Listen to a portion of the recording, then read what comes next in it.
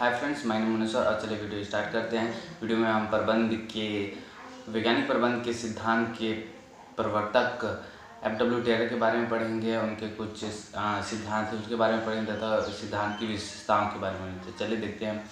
सर्वप्रथम वैज्ञानिक सिद्धांत का प्रतिपादन मतलब इसका शुरुआत कब हुआ? 18वीं शताब्दी में औद्योगिक क्रांति हुई। औद्योगिक क्रांति के कारण ब्रिटेन, अमेरिका और इंग्लैंड जैसे देशों में बहुत अधिक उद्योगों का विकास हुआ। वहाँ पर बहुत अधिक श्रमिक लोग कार्य करने लगे। बहुत अधिक श्रमिक होने के कारण उनके मन में बहुत सारी समस्याएं उत्पन्न होने लगी। इन समस्याओं को समाप्त करने वहीं से वैज्ञानिक प्रबंध की शुरुआत हुई। सर्वप्रथम चार्ल्स बेबेज ने अपने व्यूज इकोनॉमिक्स ऑफ मैन्युफैक्चर में बताया था, लेकिन इसका लोगों पर बहुत कम प्रभाव पड़ा। इसके पश्चात जो हमारे वैज्ञानिक एफ.डब्ल्यू. टेलर ने एक अभियान चलाया जिससे वैज्ञानिक प्रबंध के नाम से जाना जाता है और इन्हें वैज्ञानिक प्रबंध के जन्मदाता के नाम से भी। दोस्तों हम देखेंगे फ्यूल के जन्म परिचय के बारे में। फ्यूल का जन्म अमेरिका में हुआ था और यह इनके पिता, शॉर्ट में देखेंगे, फ्यूल का जन्म अमेरिका में हुआ था। इनके पिता कौन थे? इनके पिता एक वकील थे जो अपने बेटे को वकील बनाना चाहते थे, लेकिन उनके जो आँख थे वो कमज़ोर होने के कारण अपने बेटे को आगे ना पढ़ सके या खुद भी आगे ना पढ़ सके। इस वजह इन्होंने 1857 में एक जो कंपनी थी शिपयार्ड कंपनी में ज्वाइन कर ली। वहाँ तो उन्होंने 2 वर्ष तक कार्य किया। इसके पश्चात स्टील कंपनी में ज्वाइन किया। वहाँ पर 2 वर्ष कार्य करने के पश्चात इन्हें दल नायक के पोस्ट प्राप्त होगी। इसके पश्चात हम देखेंगे कि इन्होंने कठिन कार्य कर या बहुत अधिक अच्छे से कार्य कर इन्होंने 4 साल बाद वहाँ के मुख्य इंजीनियर के पद को प्राप्त किया। संध्याकालीन स्कूल करने के पश्चात इन्हें इंजीनियरिंग की डिग्री भी प्राप्त कर ली। इसके पश्चात 1898 में इन्होंने बिथेलमैन स्टील कंपनी को चले गए और वहाँ उन्होंने बहुत अधिक प्रयोग किया और प्रयोग से यह सिद्ध किया कि अगर व्यक्तियों को जो श्रमिक हैं उन्हें वैज्ञानिक ढंग से कार्य कराया जाए तो अच्छे परिणाम कम लागत में प्राप्त कर दिया जा सकते। इसके पश्चात उन्होंने अपनी 2 बुक पब्लिश की। एक उन्होंने 1903 को स्टॉक मैनेजमेंट के नाम से तथा एक बुक उन्होंने प्रिंसिपल ऑफ साइंटिफिक मैनेजमेंट नामक बुक प्रकाशित की। उन्होंने बहुत सालों तक कारखाना प्रबंधक परामर्शदाता के रूप में कार्य किया। इसके पश्चात उनकी मृत्यु के पश्चात जो आंदोलन उन्होंने क्या किया था, शुरुआत किया था, उसकी गति कम हो गई। और चलिए देखते हैं दोस्तों, हम देखते हैं एफ.डब्ल्यू. टेलर के योगदान। फर्स्ट होता है दोस्तों, उन्होंने यह सिद्ध किया कि जो एक लेवल होता है उस लेवल पर जो श्रमिक होते कार्य में उससे नीचे लेवल तक कार्य करते हैं, उन्हें उस लेवल तक कार्य करना चाहिए। 1903 में उनका एक शोध पत्र द स्टॉक मैनेजमेंट प्रकाशित हुआ था। इसके पश्चात 1911 में उन्होंने प्रिंसिपल ऑफ साइंटिफिक मैनेजमेंट नामक एक पुस्तक को प्रकाशित किया था। इसके पश्चात देखते हैं दोस्तों, हम थोड़े से अवधारणा की बात करें दोस्तों तो इसमें कुछ ज़्यादा नहीं है। इसमें बस यही बताया गया है जो पुराने तरीके से जो भी कार्य होता था उस कार्य को ना कर नए तरीके से कार्य के बारे में विश्लेषण कर उसके बारे में अच्छे से रिसर्च कर किए जाने वाले कार्य को वैज्ञानिक प्रबंध कहा जाता है। अगर हम इसकी परिभाषा देखते हैं एफ.डब्ल्यू. टेलर के अनुसार, वैज्ञानिक प्रबंध यह जानने की कला है कि आप लोगों से क्या कराया जाता है, यह देखना कि उसको एक कैसे अच्छे तरीके से करते हैं। आपके पास इसका जो भी परिभाषा उसको अच्छे से पढ़ लीजिएगा। परिभाषा बहुत इंपॉर्टेंट रहता है। चलिए दोस्तों, इसके पश्चात हम देखेंगे प्रबंध की जो विशेषताएं होती हैं उसको। चलिए, वैज्ञानिक प्रबंध की विशेषता में पहला होता है निश्चित नियोजन दोस्तों, या किसी भी कार्य को करने के लिए निश्चित योजना बनाते हैं। यह बहुत इंपॉर्टेंट है। किसी भी कार्य को अगर आप योजना बनाते हो और योजना के अनुसार करते हो तो बहुत इंपॉर्टेंट है, आपको वह रिजल्ट अच्छे से देता है। इसके बाद विश्लेषण करना। विश्लेषण से दोस्तों आप उस कार्य को कैसे करोगे उसके बारे में बहुत डिटेल से जानकारी इकट्ठा करते हो, विश्लेषण करते हो, एक बारीकियों को ध्यान में रखते हो। इसके पश्चात आता है दोस्तों यह नियमों का जो होता है एक गुच्छा होता है या नियमों का समूह होता है। क्योंकि जो नियम बनाए रहते हैं वो कार्य को अच्छे तरीके से करने के लिए बनाए रहते हैं और हमें उन नियमों का पालन करना चाहिए। आपको अगर मैं कहूँ कि आपको 2 घंटा पढ़ना है, यह एक नियम है और नियमित आपको 2 घंटा पर डे पढ़ना है, तो आप इस कार्य को अगर करते हो तो पर डे आप एक लेवल में चलोगे और आपका कार्य अच्छा होगा। इसके पश्चात होता है समय आयुक्ता, या यह होता है कि समय समय पर जो वर्कर हैं उनको उनके कार्य को हम ऑब्जर्व करना चाहिए, उनको देखना चाहिए कितना समय किस कार्य को लेकर कर रहे हैं। एक गति अध्ययन, समय अध्ययन और थकान अध्ययन, बहुत सारे अध्ययन होते हैं, उनके बारे में हमें अच्छे से रिसर्च करना चाहिए कि वर्कर्स कैसे काम कर रहे हैं, गर्मी के मौसम में कैसे काम कर रहे हैं, सर्दी के मौसम में, तब बरसात के मौसम में।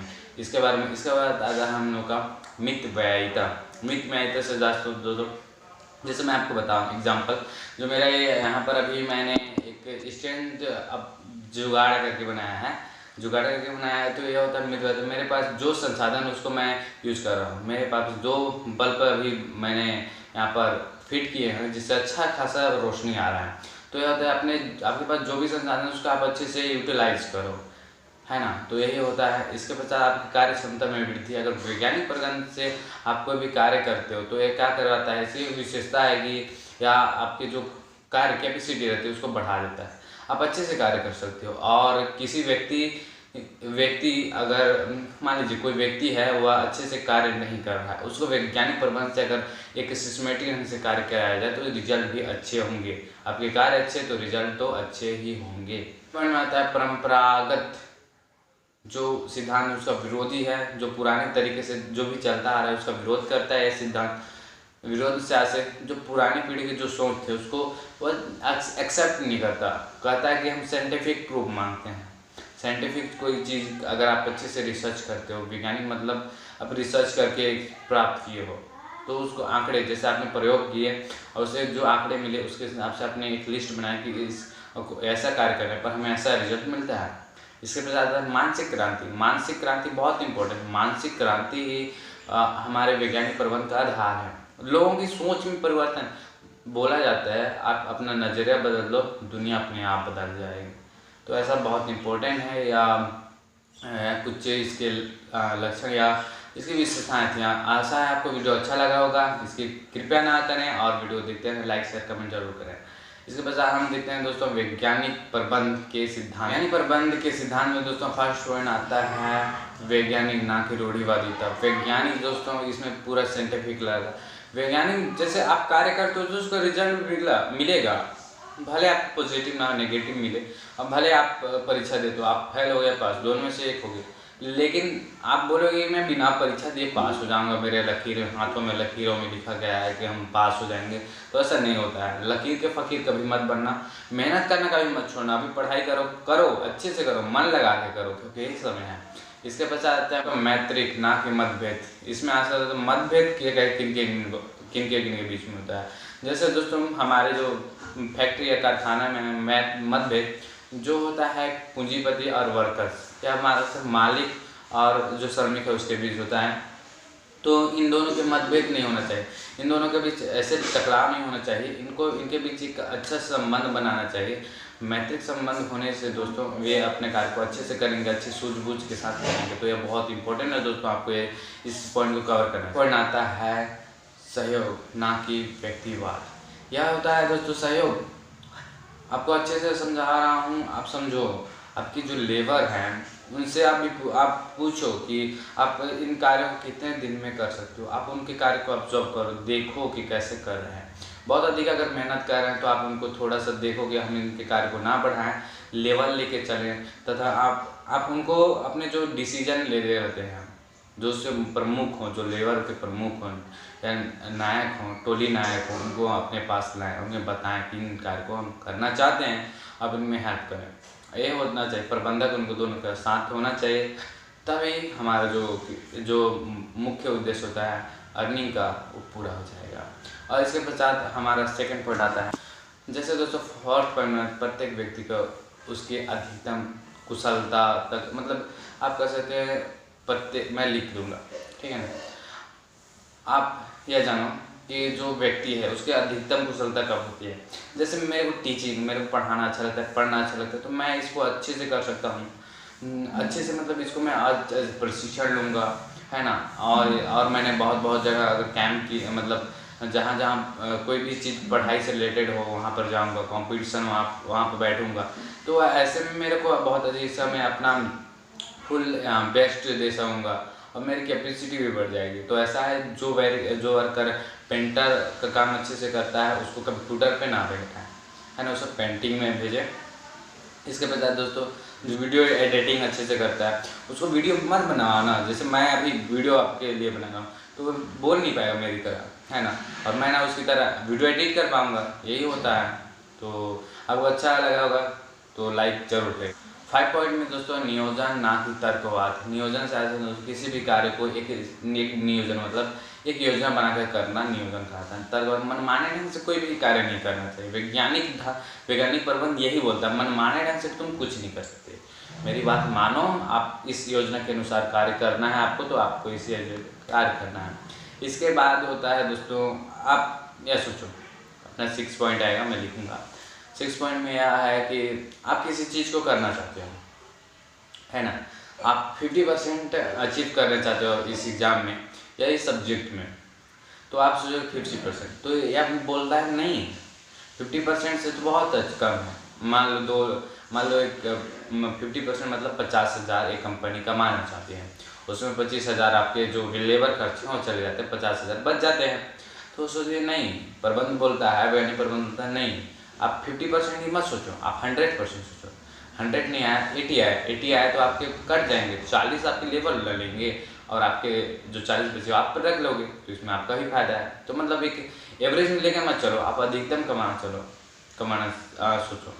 जैसे अगर मैं 40,000 कमाता हूँ, मान लो 40,000 कमाता हूँ, तो मैं 40,000 को नहीं लेके चलूँगा कि इतना ही नहीं, मैं 1 लाख सोचता हूँ। चलो 1 लाख नहीं तो मेरे 60,000 तो आए ना, प्रॉफिट तो मेरे को होगा, यह होता है। इसके पश्चात दोस्तों, हम वैज्ञानिक प्रबंध की तकनीकी के बारे में चलिए स्टार्ट करते हैं। कि तकनीकों में दोस्तों, एक संस्था में जो कार्य होते हैं उसके बारे में गहन अध्ययन करने को वैज्ञानिक प्रबंध की तकनीक बोलते हैं। तो इसको 4 भागों में डिवाइड किया गया है। तो चलिए देखते हैं, इनका बेड में बजाते हैं और इनको थोड़ा मज़ा से ख़त्म करते हैं, ठीक है ना। तो हमारा फर्स्ट पॉइंट आता है अध्ययन। समय अध्ययन से तो बहुत इंपॉर्टेंट है। समय अध्ययन के लिए हमारा एक टाइम है ना, टाइम का ध्यान देखो। वॉच समय अध्ययन कि आप किसी समय मतलब आप किसी कार्य को करने में कितना समय लेते हो, ये बहुत इंपॉर्टेंट है। अगर आपको बोला जाए कि आप 1 घंटे में कितने चैप्टर कंप्लीट कर सकते हो, मैं बोलूँगा सर मैं 2 चैप्टर कंप्लीट कर सकता हूँ। होता है समय, एक ड्यूरेशन की एक नियमित मतलब जो क्या होता है, कारखाने में जो काम होता है उसके लिए एक समय लिमिट होता है कि यह कार्य इतने समय तक होता है, एक परिमाप बनाया जाता है।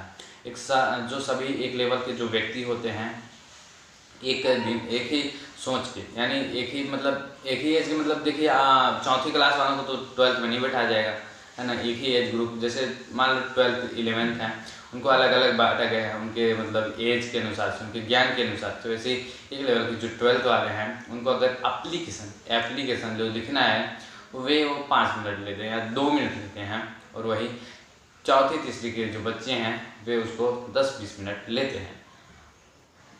एग्जाम्पल है, यूँ मेरे को घूर के मत देखना, है ना, सॉरी मजाक कर रहा था। इसके बाद हम देखते हैं दोस्तों, जो समय लेते हैं एक लेवल के जो व्यक्ति समय लेते हैं, कितना समय इस कार्य को लिया जाता है उसको एक निर्धारित कर लिया। इससे आपको कितने व्यक्तियों की ज़रूरत पड़ी आपके कारखाने में, यह पता चलता है। आपकी लागत कितनी लगेगी, एक व्यक्ति कितना कार्य करता है, हम कितने लोगों को कितना कार्य दे सकते हैं इतने समय में, यह पता चलता है। ये इम्पोर्टेंट है। अगर आप भी कोई कार्य करना चाहते हो, एक निश्चित समय में इतना कार्य होता है, तो आप पता चलेगा आप 10 दिन में कितने कार्य करवा सकते हो, जो कि इम्पोर्टेंट होता है। आपको मालूम होगा आप कितना स्टडी कर सकते हो, तो आप उसके अनुसार से अपना प्लानिंग कर सकते हो। टिप्स है। इसके पश्चात दोस्तों हमारा आता है गति अध्ययन। गति मतलब स्पीड, आप कैसे कार्य करते हो, आप किस स्पीड से कार्य करते हो। इम्पोर्टेंट बात है, आप अच्छे से स्पीड से कार्य करते हो, मतलब एक एवरेज 50 की स्पीड से चल रहे हो, 100 की स्पीड से चल रहे हो, 20 की स्पीड से, ये बताता है।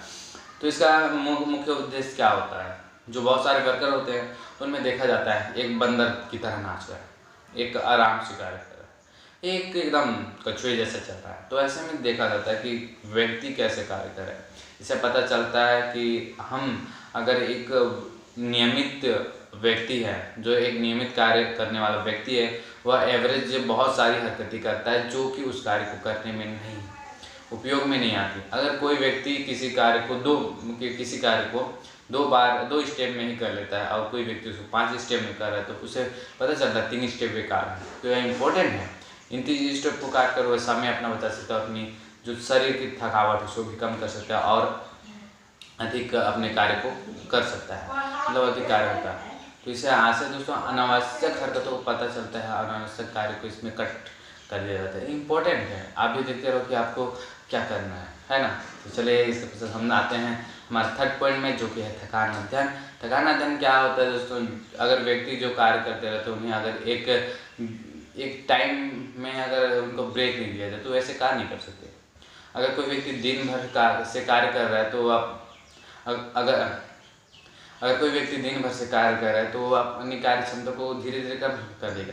जैसे पहले कार्य क्षमता ऐसे बढ़ती रहेगी, ऐसे होगी, फिर इसके बाद नीचे जाएगी, है ना। उसके कार्य करने की क्षमता कम हो जाएगी। तो उसके लिए आपको पता करना पड़ेगा कितने समय में इनको ब्रेक देना है, कितने समय में इन्हें किसी कार्य कराना है। यह इम्पोर्टेंट है।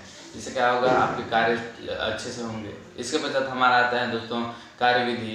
कार्यविधि मतलब बहुत सारी विधि होती है, उसमें आपको एक सर्वश्रेष्ठ विधि को चुनना रहता है, जो कि बहुत इंपॉर्टेंट रहता है। अगर आपको जैसे एग्जाम्पल, आपको बहुत सारे पढ़ने के बहुत सारे तरीके हैं। आप लिख के अच्छे से समझ में आता है, आप लिख के पढ़ो। मेरे को अगर मैं पढ़ के एक बार समझ लेता हूँ, मैं पढ़ के और मैं बोल करके अच्छे से समझाता हूँ और मैं समझ जाता हूँ तो मैं वैसे ही करूँगा। तो ऐसे कार्यविधि को हमें चूज़ करना चाहिए, जिससे हमारा अच्छे से प्रोग्रेस और कार्य को हम अच्छे से कर सकते हैं। तो आशा है आपको वीडियो अच्छा लगा हो। लाइक कमेंट शेयर जरूर करिएगा, अपने दोस्तों के साथ शेयर करिएगा। इससे वह आपको घनिष्ठ मित्र मानेंगे और आशा है आपके रिश्ते और अच्छे से मजबूत होंगे, दोस्ती अच्छी बनी रहेगी। तो लाइक शेयर कमेंट जरूर करेगा और thank you very much support करने के लिए।